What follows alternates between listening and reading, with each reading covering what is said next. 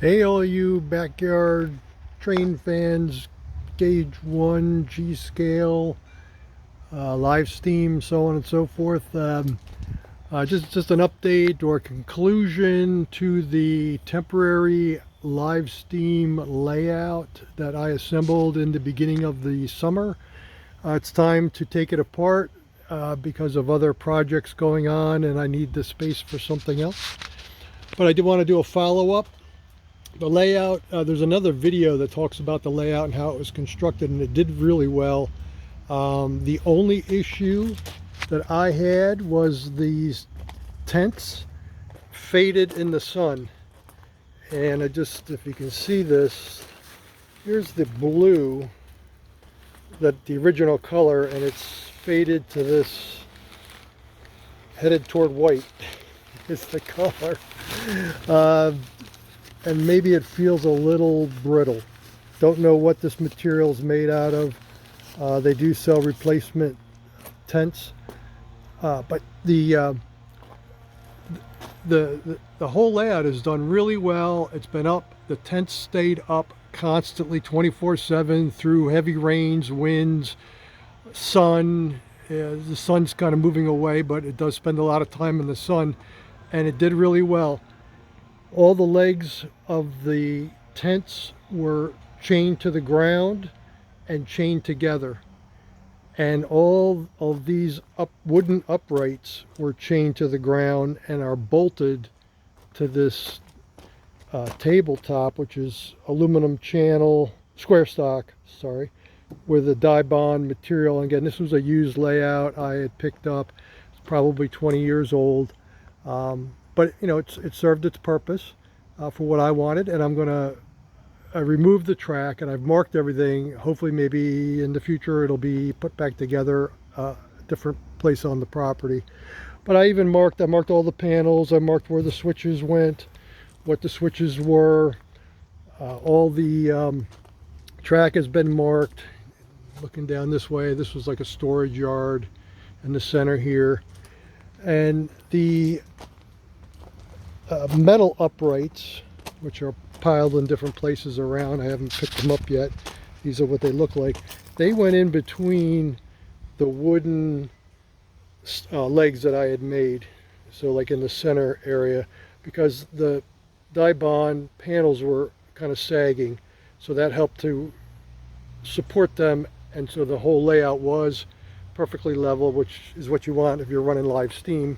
And I'm also running Rail Pro battery. So basically, here's all the track on this pallet here, and I have it all marked, you know, where it goes, location on the table, so that if I want to reassemble it. And then all the switches, I know the lighting's not the best, but all the switches are in here, and this is going to go into storage. And the panels will be taken apart, and they will be stored in the tents and so on and so forth. So backhoe's in the way. So basically that's it. I just want to do a follow-up that it did hold up really well in the weather. There was no issues, no sagging. I put stone down, and there's gutters that pour out from the roof of the house and goes right along the stone. And this driveway stone, I think it's number 57 if people are interested, it's 3/4 inch driveway stone. The water just filters right through, and you're able to walk all the way around. Well, I had it all the way around the layout, and it worked really well. I mean, there could be a heavy rain going on, and I could come out here and walk on the stone, and you know, I wasn't like in mud. I wasn't with the flooding water, and when it stopped raining, it would, you know, dry off quickly. The tents were not there to stop the rain or protect the track or anything like that. The tents were basically to stay out of the sun. There are spots on the layout where there is no tents, and where the tents join, like going across, I mean, they were closer, but we've taken all the chains and everything off. But even with them being butted up against each other, you still get water coming in. It's not waterproof. And all the lighting is down. There were lights up in the top of each one of these tents, which made a really great effect at night. We did run some trains at night, and there's a video of K4 running at night, which you can see on the site. But I just wanted to kind of do a wrap up. I'm really happy with the way it turned out.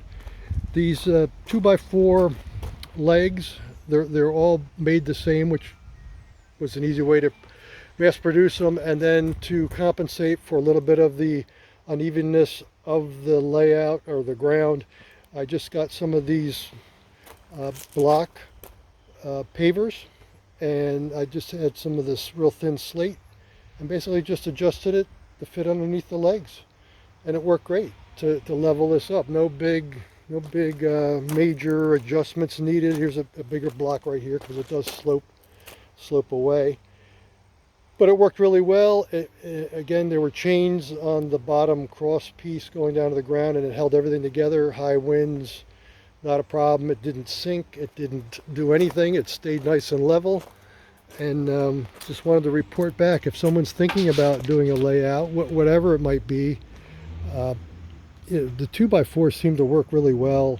It's pressure treated, and then you might want to consider there's all different kind of material you could use for the top. Again, this is a Dibond material.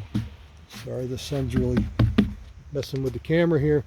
But you could put aluminum down, which this is, but I mean thinner aluminum. You could use deck boards, pressure treated. You could use composite material. There's lots of different metal. You could use steel, painted, expanded metal. There's a couple people that have layouts with expanded metal, and that way the water can filter through as a deck. So there's lots of options to building your layout, and depending again where you're at and your conditions and wind and weather and ice and storms. I'm in the Northeast US, so even though this didn't make it through the winter, if I didn't need to move it, I would have left it up during the winter to see what would happen. But it doesn't have to be built, like a house. Just, you're not supporting a lot of weight, and just your trains. And of course this is very simplistic. There's no bridges, there's nothing. It's all level, no grades, no trestles, just 3 tracks you can see the dirt, and a small yard for switching, something to play with. So I just wanted to do a follow-up, end of the layout. I did post a video the other day, a few days ago, with the Mabel, Accucraft Mabel live steam. That was kind of the last operating engine on the layout, farewell. And at that time I announced that I was going to take the layout apart. So I hope this information is useful to someone. If you have any questions, just reach out to me, and I hope to see you trackside. Hey, I wanted to add one more thing to the video about taking the layout apart. You can see it's all been knocked down, well, not knocked down, unbolted, and it's all laying on the ground for tomorrow to be, we'll use the forklift there and lift the panels and stack them.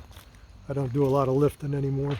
But what I wanted to show was these Dibond panels, which is aluminum on both sides with a foam center core. And this panel, like a lot of these, were undercover, even though rain, did get on it. But anywhere there's a hole, it is filled with water. I'm going to lift this up and I'm going to watch that hole right there. You can see the wetness, but I'm going to lift this up and look at the water just pouring out of that. And I've already poured a bunch of water out of it. So I'm just concerned that anybody that might be using the Dibond panels, and you can see right here, let me prop this up. Of course, this is here's the underneath.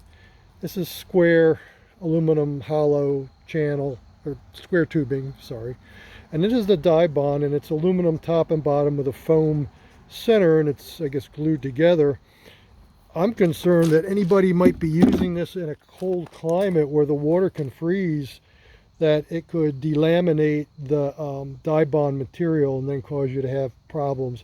And I noticed with this layout, which was in the northern part of central the US, there was some delamination going on with the with some of the panels.